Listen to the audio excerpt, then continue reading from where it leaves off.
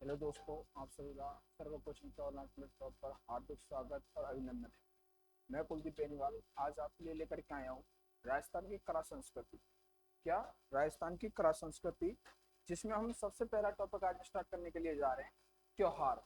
कौन सा है टॉपिक अपन का? त्योहार।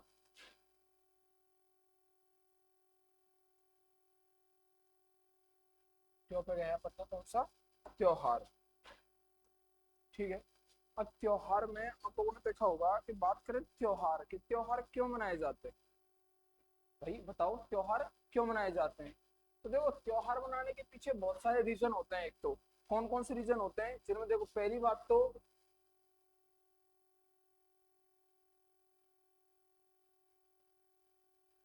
त्योहार मनाने के लिए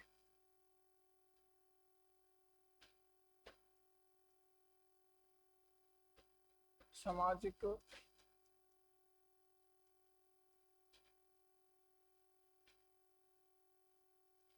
सामाजिक परंपराओं का पालन किया जाता है, का पालन किया जाता है। और अगर दूसरी तरीके से बात करें तो जब हम त्योहार मनाते हैं, क्या मनाते हैं? त्योहार मनाते हैं। त्योहार मनाते हैं तो किस चीज की प्राप्ति होती है हमें? त्योहार क्यों मनाते हैं? तो त्योहार इसलिए मनाते हैं, एक तो त्योहार पर हमें आनंद की प्राप्ति होती है। क्या होती है? त्योहार मनाने पर त्योहार मनाने पर आनंद की प्राप्ति होती है। आनंद की प्राप्ति होती है। और जब हम कोई भी त्योहार मनाते हैं, उसके पीछे एक जैसे कहते हैं ना, काफी सारे त्योहार होते हैं, पर जैसे होली, दीपावली, तो ये त्योहार क्यों मनाए जाते हैं? ये सारे त्योहारों का पीछे रीजन होता है कि जो बुराई होती है, क्या होती है? बुराई। बुराई पर अच्छाई की जीत के प्रतीक माने जाते हैं।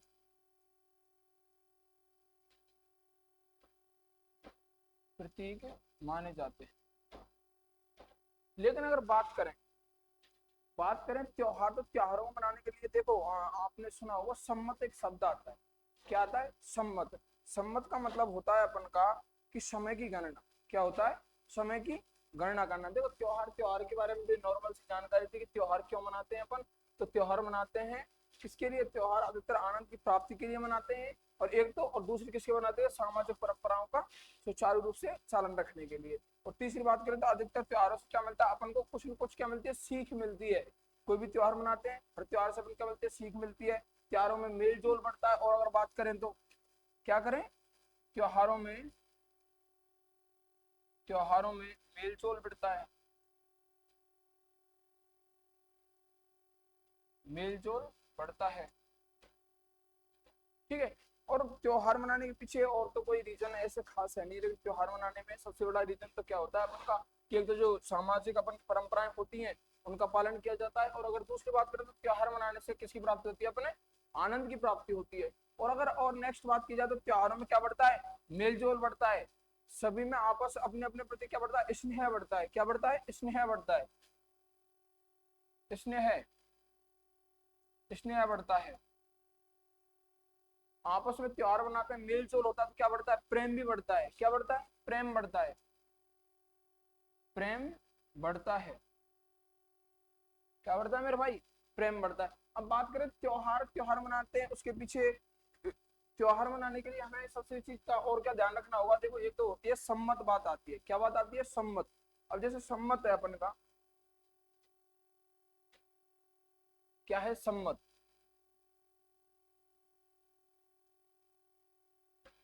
सम्मत। सम्मत क्या चीज है? देखो, जैसे त्योहार मनाने हैं, तो त्योहार मनाने के लिए कुछ तिथि होंगी, डेट होंगी, दिनांक होंगी, तो उनके लिए सम्मत का मतलब होता है सबसे पहली बात तो समय की गणना करना। क्या? समय की गणना करना। सम्मत क्या चीज है अपन का? सम्मत है समय की गणना करना। समय की गणना करना क्या है? समय की गणना करना। और अगर दूसरे शब्दों में बात करें तो आप लोगों ने नाम सुना होगा कैलेंडर। क्या सुना होगा? कैलेंडर। क्या पंचांग किसको कहते हैं? कैलेंडर को भी क्या बोलते हैं? कैलेंडर को भी क्या कहते हैं? कैलेंडर को भी संवत कहते हैं। और अगर नेक्स्ट बात की जाए, जो पंचांग होता है, जितने हिंदू तीज त्योहार वगैरह सब चलते हैं, किस पर आधारित होते हैं? पंचांगों पर आधारित होते हैं। किस पर आधारित होते हैं? पंचांगों पर। तो पंचांग, संवत भी क्या है? एक पंचांग है। संवत भी एक पंचांग है। क्या है? पंचांग है। और अगर बात की जाए संवत, संवत में देखो एक तो समय की गणना करेंगे, और जो संवत होते हैं किस पर आधारित होते हैं? या तो सूर्य पर आधारित होंगे, या किस पर आधारित होंगे? चंद्रमा पर आधारित होंगे। किस पर? या तो सूर्य पर आधारित होते हैं, किस पर आधारित होते हैं? चंद्रमा पर। सभी संवत सूर्य एवं चंद्रमा पर आधारित होते हैं। चंद्रमा पर आधारित होते हैं। चंद्रमा पर आधारित होते हैं। अब बात करें सूर्य एवं चंद्रमा पर आधारित होंगे तो क्या चीज करेंगे? देखो, अगर जैसे मान के चलो कोई संमत है, किस पर आधारित है? सूर्य पर आधारित है। किस पर आधारित है? सूर्य पर आधारित है। ठीक है, एक सेकंड देखो, इधर देख लो। जैसे कि सूर्य, और कोई संमत किस पर आधारित है? सूर्य पर आधारित है। तो उसमें दिनों की संख्या कितनी होगी? दिनों की संख्या कितनी होगी? तो जो सूर्य पर आधारित होगा उसमें लगभग कितने? 366 दिन। कितने? 366 दिन। 366 दिन। और अगर बात करें चंद्रमा, क्या? चंद्रमा, तो उसमें कितने होते हैं? 355 दिन। कितने होते हैं? 355 दिन। कितने होते हैं? 355 दिन। और जो अपन का सम्मत होता है वो पूरी क्या होता है? ईयरली। ईयरली बात करें तो अपन का, इधर देख लो, जैसे सम्मत है, तो सम्मत में क्या आएगा अपन का? सबसे बड़ी बात, पहली बात तो देखो क्या आएंगे? महीने आएंगे। क्या आएंगे? महीने आएंगे। और ये महीने किस पर आधारित होते हैं? सूर्य एवं चंद्रमा पर। किस पर? सूर्य एवं चंद्रमा पर। सूर्य एवं चंद्रमा पर आधारित होते हैं। ठीक है, और अगर बात की जाए सूर्य एवं चंद्रमा पर आधारित होंगे, तो देखो जो सा संवत सूर्य पर आधारित होगा तो उसमें कितने दिन होंगे? 366 दिन। और जो चंद्रमा पर आधारित होगा उसमें कितने दिन होंगे? 355 दिन। आया समझ में? नहीं आया? देख लो एक बार दोबारा से। जो सा संवत सूर्य पर आधारित होगा तो उसमें कितने दिन होंगे? 366 दिन। और जो चंद्रमा पर आधारित होगा तो उसमें कितने होंगे? 355 दिन। यहां तक आया कुछ समझ में? ठीक है, एक बार और नेक्स्ट देखते हैं। ठीक है, अब देखते हैं एक बार संवत के प्रकार कितने हैं। संवत, जो संवत के वैसे तो विभिन्न प्रकार हैं। अनेकों राजाओं शासन कालों ने जितने भी अपने अपने शासन चलाए, सारे शासन कालों में क्या चलाए गए थे? संवत चलाए गए। अपने अपने हिसाब से अलग अलग संवत चलाए गए। उनमें से देखो आप लोगों ने नाम सुना होगा, काफी जो फेमस हैं। क्या है? फेमस। जिनमें से देखो एक तो नंबर 1 आप लोगों ने सभी ने नाम सुना होगा, शक संवत। क्या है? शक संवत। दूसरे की अगर बात करूं मैं, तो विक्रम संवत। विक्रम विक्रम संवत। ये तो क्या है? सबसे फेमस है। फेमस का जो विश्वविख्यात होते हैं ना, वो है। लेकिन और बात करें इनसे भी अतिरिक्त कि संवत के प्रकार और कौन कौन से हैं, तो देखो संवतों की और अगर बात की जाए तो देखो आप लोगों ने नाम सुना होगा, एक होता है, इसकी एक टेबल बना देता हूँ, एक सेकंड देखना है ना।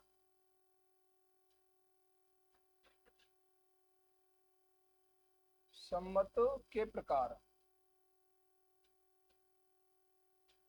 ठीक है, जिसमें ले लीजिए आप, एक होता है इलाही संवत। कौन सा होता है? इलाही संवत। दूसरा होता है, इसके बाद में अगर बात करें, विक्रम संवत। उसके बाद में और अगर बात करें, शक संवत। उसके बाद में और बात करें तो गुप्त संवत। उसके बाद में और बात करें, वर्धन संवत। क्या होता है? वर्धन संवत। कौन सा होता है? वर्धन संवत। एक होता है ईसवी संवत। क्या होता है? ईसवी संवत। और अगर बात की जाए इलाई संवत, विक्रम संवत, शक संवत, गुप्त संवत, वर्धन संवत, ईसवी संवत, और अगर इसके बाद में संवतों की और अगर अपन बात की जाए तो अपन के पास में मुख्य रूप से जो संवत होते हैं वो कौन कौन से होते हैं? एक तो अपन का कौन सा होता है? विक्रम संवत। दूसरा कौन सा होता है? शक संवत। ठीक है, तो इनमें सबसे पहले एक एक को अपन क्या पढ़ेंगे? डिटेल से पढ़ेंगे। इलाई संवत क्या है, विक्रम संवत क्या है, शक संवत क्या है, और वर्धन कौन सा है, ईसवी कौन सा है। ये जो ईसवी संवत है ना, इसको ग्रेगोरियन कैलेंडर भी कहते हैं। क्या कहते हैं? ग्रेगोरियन कैलेंडर या अंग्रेजी कैलेंडर। क्या कहते हैं? अंग्रेजी कैलेंडर। अंग्रेजी कैलेंडर क्या कहते हैं इसको? ग्रेगोरियन कैलेंडर, या क्या कहते हैं इसको? अंग्रेजी कैलेंडर। क्योंकि जो अंग्रेजी कैलेंडर है ना, ये पूरे विश्व में प्रचलित होता है। विश्व प्रसिद्ध है, विश्व प्रचलित है। क्या है? विश्व प्रचलित है।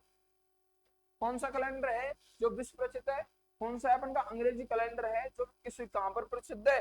विश्व प्रसिद्ध है, जो कि विश्व में सभी जगह पर पहचाना जाता है, सभी जगह पर उपयोग में लिया जाता है। और किस संवत से है वो? ईसवी संवत से है। किस संवत से है? ईसवी संवत से है। बात करें जैसे कि ईसवी संवत की शुरुआत किसने की? तो ईसवी संवत की शुरुआत की थी ईसा मसीह ने। किसने की थी? ईसा मसीह ने। तो सबके बारे में एक बार से डिटेल से जानेंगे। एक बार साथ इसका स्क्रीनशॉट कर लो अच्छे से, उसके बाद में स्टार्ट करते हैं आपका। और अगर देखो, और अगर संवतों की बात की जाए तो उसके संवतों के बहुत सारे प्रकार हैं। एक होता है हिजरी संवत। क्या होता है? हिजरी संवत होता है। हिजरी संवत में आपने सुना होगा तब पैगंबर मोहम्मद साहब का नाम सुना होगा। किसका? पैगंबर मोहम्मद साहब का। पैगंबर जो मोहम्मद साहब हैं वो इसके क्या होते हैं? संस्थापक होते हैं। क्या होते हैं? संस्थापक। संस्थापक कौन होते हैं? पैगंबर, पैगंबर मोहम्मद साहब क्या होते हैं? पैगंबर मोहम्मद साहब। एक बार इसका स्क्रीनशॉट कर लीजिए। उसके बाद में देखो, 1 2 3 4 5 6 और 7, सबके बारे में फुल डिटेल से जानेंगे, एक एक को बिल्कुल पूरी बारीकी से। आज का जो हमारा टॉपिक है पूरा उसमें यही जानेंगे कि संवत क्या चीज है, उन संवतों में किसने किसकी शुरुआत की। ठीक है, एक बार इसका स्क्रीनशॉट कर लीजिए। ये संवतों के प्रकार हैं आपके। संवत कौन कौन से प्रकार के होते हैं आप इनके बारे में पढ़ेंगे। इनकी शुरुआत कब की, किसने की, कैसे की, क्या क्या मैटर था इसमें पूरा। ठीक है ना? शायद हो गया होगा इसका स्क्रीनशॉट। तो चलें आगे। हाँ जी, तो सबसे पहले अपन स्टार्ट करने वाले हैं इसमें हिजरी संवत। कौन सा संवत स्टार्ट करने वाले हैं? हिजरी संवत। हिजरी संवत। बात करें हिजरी संवत, किसकी बात करें? हिजरी संवत की अगर बात की जाए अपन के पास में, तो हिजरी संवत है। पहले बात करें किस धर्म से संबंधित है? किससे? धर्म से। क्योंकि देखो संवत है, काफी काफी जो धर्म होते हैं, धर्म संप्रदाय वगैरह होते हैं, उन सभी ने अपने अलग अलग समय पर अलग अलग प्रकार के क्या चलवाए थे? अपन के संवत चलवाए थे। हिजरी जो संवत है ना, ये किस धर्म से संबंधित? अगर क्वेश्चन आया था आपको तो सबसे पहला पॉइंट है इसमें इस्लाम धर्म से। किससे? इस्लाम धर्म से। इस्लाम धर्म से संबंधित कैलेंडर है। संबंधित कैलेंडर है।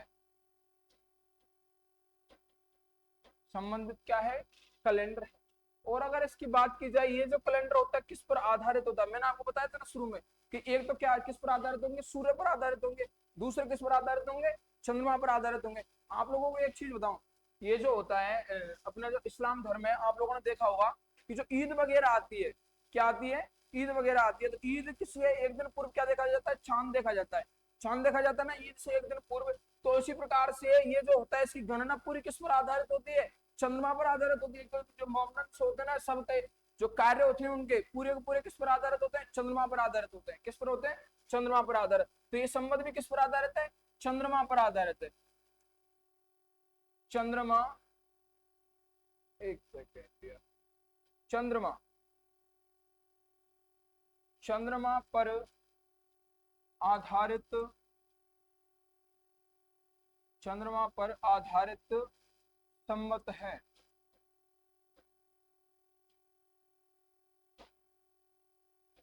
चंद्रमा पर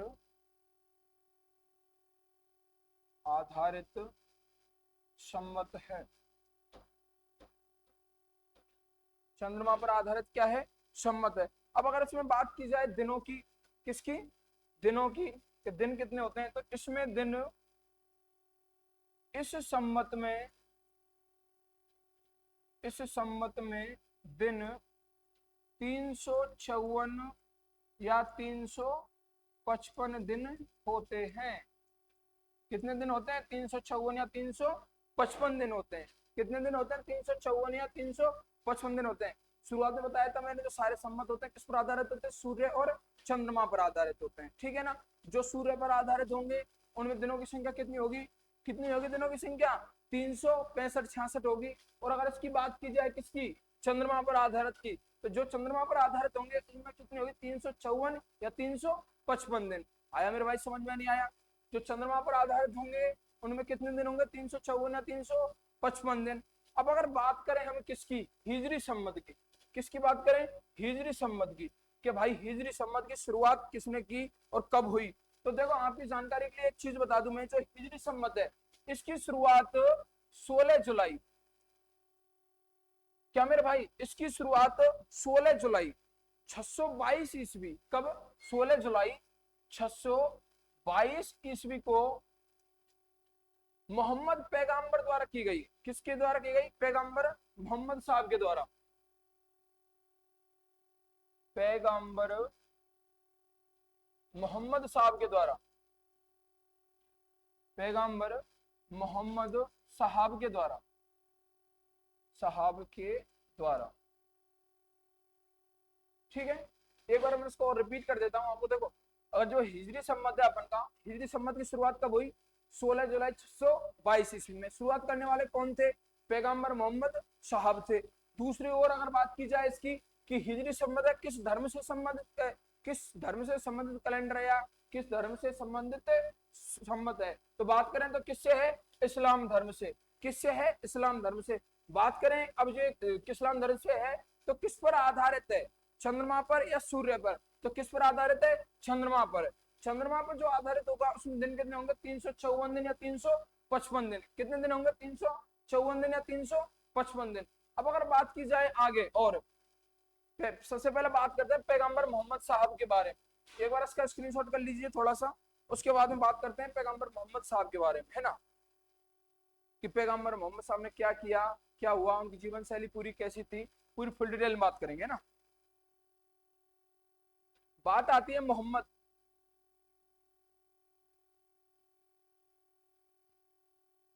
पैगंबर मोहम्मद साहब, पैगंबर मोहम्मद साहब,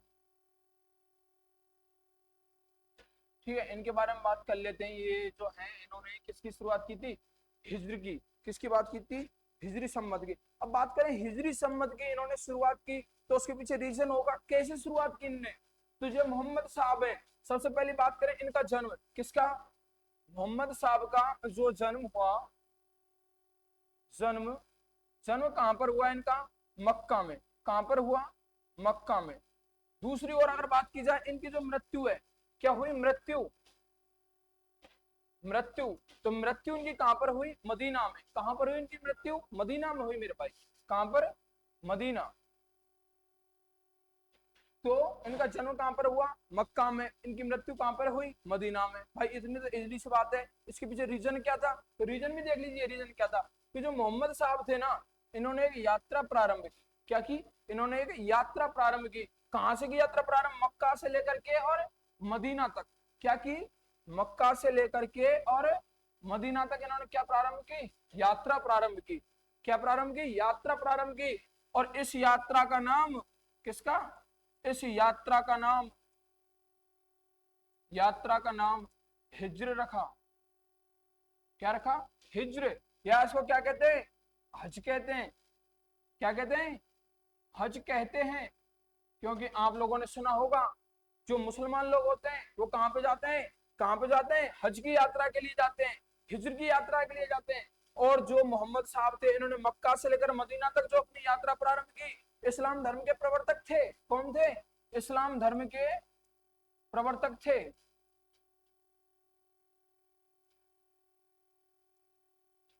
इस्लाम धर्म के प्रवर्तक कौन थे, पैगंबर मोहम्मद साहब। कौन थे? पैगंबर मोहम्मद साहब, जिनका जन्म कहां पर हुआ?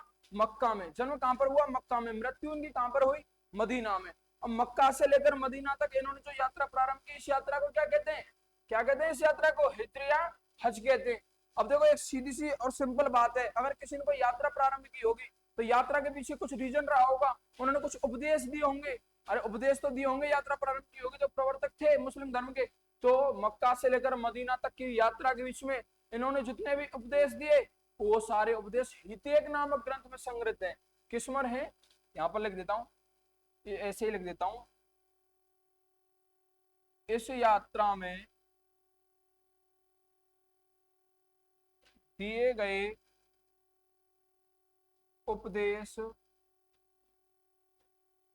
उपदेश हितेक, क्या है? हितेक नामक ग्रंथ में उपस्थित हैं, उपस्थित हैं।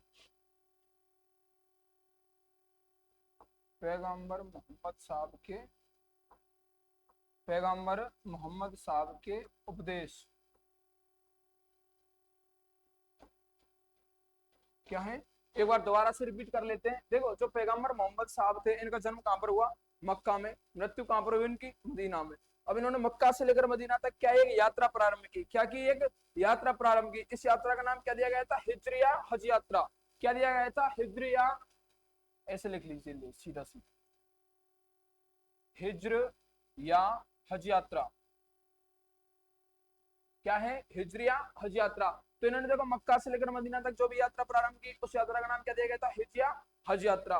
बात करें दूसरे, इन्होंने क्या किया था इस यात्रा में? जब इन्होंने यात्रा प्रारंभ की, कोई प्रवर्तक होता है तो प्रवर्तक हमेशा क्या देता है? उपदेश देता है। क्या देता है? उपदेश देता है। अब इन्होंने जो भी उपदेश दिए हैं ना, मक्का से लेकर मदीना तक के बीच की यात्रा में जो भी उपदेश दिए, वो सारे उपदेश आपको कहाँ मिलेंगे?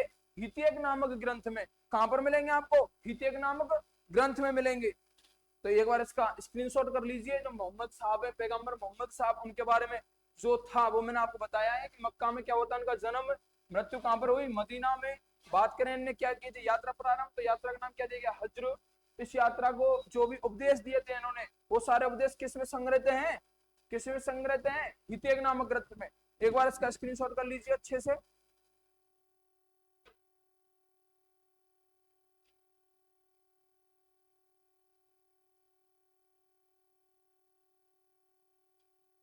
ठीक है, ये तो रहा आपका कौन सा? हिजरी संमत की रही बात। अब बात करें दूसरे संमत की। दूसरा संमत कौन है? और देखो इसमें एक चीज जरा बता देता हूं मैं आपको कि जो कि मुस्लिम धर्म के जो महीना होते हैं ना, यहाँ देख लीजिए, स्क्रीनशॉट हो गया होगा शायद, है ना?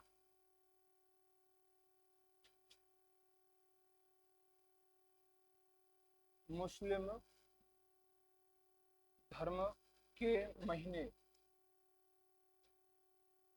मुस्लिम धर्म के जो महीने होते हैं ना, उन महीनों में क्या डिफरेंस होता है, क्या क्या चीज होता है, चंद्रमा के आधार पर बता रहा हूँ। बाकी जब अपन जो स्टार्ट आगे करेंगे ना, मुस्लिम धर्म के जो अपने त्योहार आएंगे, उनके साथ में फुल डिटेल में आपको बताऊंगा कौन कौन से महीने हैं। महीनों की ट्रिक बताऊंगा आपको, कि ट्रिक के साथ में नेक्स्ट क्लास में जुड़े रहना हमारे साथ में कंटिन्यू। तो इसमें क्या होता है कि आप लोगों ने देखा होगा, जो ये महीने होते हैं ना, इनके जो महीने होते हैं चंद्रमा पर जितने भी महीने आधारित होते हैं, वो क्या होते हैं? शाम को ही जब ही संध्या होती है, क्या होती है? संध्या होती है, रात होती है, तभी क्या हो जाते हैं? चेंज हो जाते हैं। क्या हो जाते हैं? महीने की, महीने की 29 तारीख को, 29 तारीख को शाम को ही, शाम को ही अगला महीना बदल जाता है। अगला महीना बदल जाता है। किसके आधार पर बदलता है ये? अब वो भी देख लीजिए, किसके आधार पर बदलता है? चंद्रमा दिखने पर, चंद्रमा दिखने पर ही बदलता है। चंद्रमा दिखने पर ही बदलता है। नहीं तो इस दिन को, नहीं तो इस दिन को, नहीं तो इस दिन को चालू महीने में, चालू महीने में, नहीं तो इस दिन को चालू महीने में ही क्या कर दिया जाता है, जोड़ दिया जाता है, जोड़ दिया जाता है। अब देखो आपको समझ में नहीं आया होगा, एक बार दोबारा से देखिए। जो मुस्लिम महीने होते हैं ये, इनमें दिन टोटल कितने होते हैं, 29। जैसे आज 29 तारीख है, मान के चलो आज 29 तारीख है, आज शाम को हमने क्या देखा, चांद देखा, क्या देखा, चांद देखा, और हमको चांद दिख गया, तो क्या करेंगे हम, अगले महीना जो शुरुआत करेंगे ना, अगले महीने की शुरुआत कब से हो जाएगी, आज शाम से ही हो जाएगी। लेकिन आज हमने किसी कारणवश अगर चांद नहीं देखा, किसके अनुसार, हिजरी सम्मत के अनुसार, कि हमने क्या नहीं देखा, आज चांद नहीं देखा मेरे भाई, तो चांद नहीं देखा, जो आज की 29 तारीख है ये तो रहेगी रहेगी, लेकिन जो कल आगे वाला जो दिन है, क्योंकि आज तो हम अगर नहीं देख पाएंगे, रात हो जाएगी, तो कब देखेंगे, अगले दिन देखेंगे। अब जैसे अगले दिन देखेंगे अपन, तो अगला दिन होगा उसकी शाम से जोड़ा जाएगा ना, तो फिर एक दिन एक्स्ट्रा जाएगा या नहीं जाएगा। अरे भाई इधर देखो एक बार, जैसे आज 29 तारीख है, कितनी 29 तारीख है, इसको क्या देखना है हमको, चांद देखना है, क्या देखना है, चांद देखना है। और चांद आपने क्या हुआ, नहीं देखा, तो चांद देखा अपन ने कब, 30 तारीख को, 30 तारीख को क्या है, देखा है अपन ने। तो देखो 29 तारीख को जो ये होता है ना, जो महीना जिनका बदलता है, इनका जो महीना बदलता है, वो महीना कब बदल जाता है, 29 तारीख को। और आप लोगों ने देखा होगा अंग्रेजी कैलेंडर होता है, उनमें महीने कब बदलते हैं, 30 तारीख के बाद में बदलते हैं, नहीं बदलते, 30 तारीख के बाद में बदलते हैं ना।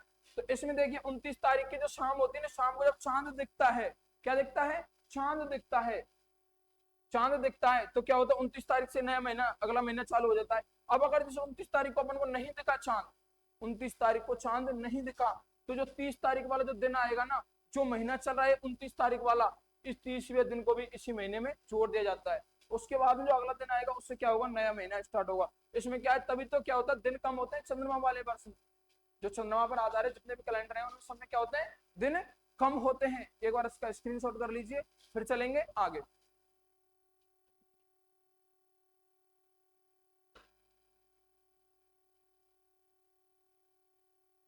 अब अगर बात करें गुप्त संवत की, किसकी बात करें, गुप्त संवत की, नेक्स्ट संवत है आपका गुप्त संवत।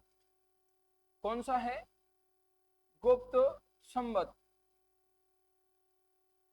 गुप्त संवत। अब भाई मेरे गुप्त संवत की अगर आप लोगों से बात की जाए कि गुप्त संवत की शुरुआत कब हुई, किसकी, गुप्त संवत की शुरुआत कब हुई, तो देखो गुप्त संवत की शुरुआत 319 ईस्वी में हुई, ईस्वी में इस संवत की, इस संवत की शुरुआत, क्या हुआ, इस संवत की शुरुआत हुई। ठीक है, शुरुआत करने वाले कौन थे, इस संवत की शुरुआत, इस संवत की शुरुआत चंद्रगुप्त प्रथम, कौन, चंद्रगुप्त प्रथम, चंद्रगुप्त प्रथम द्वारा की गई, चंद्रगुप्त प्रथम द्वारा की गई। और ये जो चंद्रगुप्त प्रथम थे, और एक थे कौन, चंद्रगुप्त मौर्य, कौन थे, चंद्रगुप्त मौर्य, कौन थे मेरे भाई, चंद्रगुप्त मौर्य, मौर्य जिन्होंने क्या की थी, मौर्य वंश की स्थापना, क्या की थी, मौर्य वंश की स्थापना।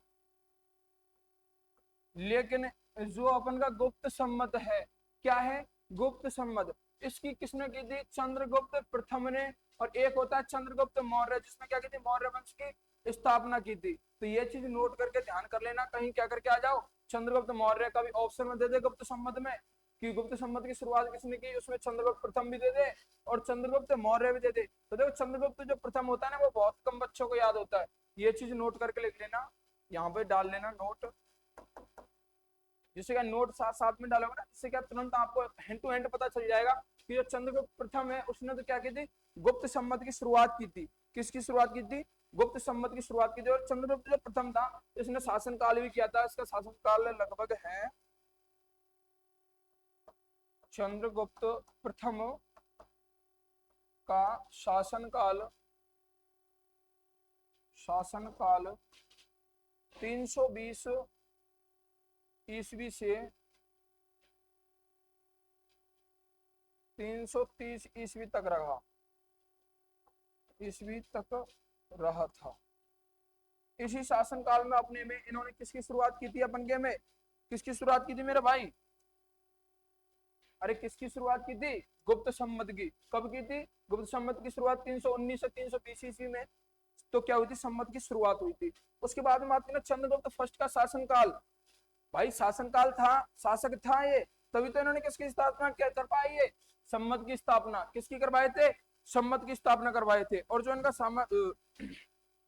आप लोगों ने अगर जैसे नाम सुना हो किसका, गुप्त वंश के, गुप्त वंश के संस्थापक थे, कौन थे, चंद्रगुप्त जो प्रथम थे। इसके बाद में चंद्रगुप्त मौर्य थे, इन मौर्य ने किसकी स्थापना की थी, मौर्य वंश की। चंद्रगुप्त प्रथम थे, इन्होंने किसकी स्थापना की है, गुप्त। अब चंद्रगुप्त मौर्य, ये तो क्या है चंद्रगुप्त मौर्य, और ये क्या है चंद्रगुप्त प्रथम है। तो इन्होंने क्या की थी, चंद्रगुप्त प्रथम ने तो क्या की थी, गुप्त वंश की स्थापना। चंद्रगुप्त मौर्य ने किसकी की थी, मौर्य वंश की स्थापना। देखो ऐसे कुछ नहीं है, शॉर्ट याद कर लेना। जिसके आगे फर्स्ट है, इसने तो क्या की थी, संवत की। किसने की थी, संवत की। और जिसके पीछे मौर्य है, क्या है मेरे भाई, मौर्य है, तो इसने क्या की, मौर्य वंश की स्थापना, मौर्य वंश की स्थापना। ठीक है। और जो फर्स्ट है, इसने किसकी की थी, गुप्त वंश की। अगर ज्यादा पूछे आपसे तो किसकी, गुप्त वंश की। ठीक है। तो छोटे छोटे कंफ्यूजन है, इससे कंफ्यूज नहीं होना है, ठीक है ना। एक बार इसका स्क्रीनशॉट कर लीजिए, फिर चलते हैं नेक्स्ट की ओर।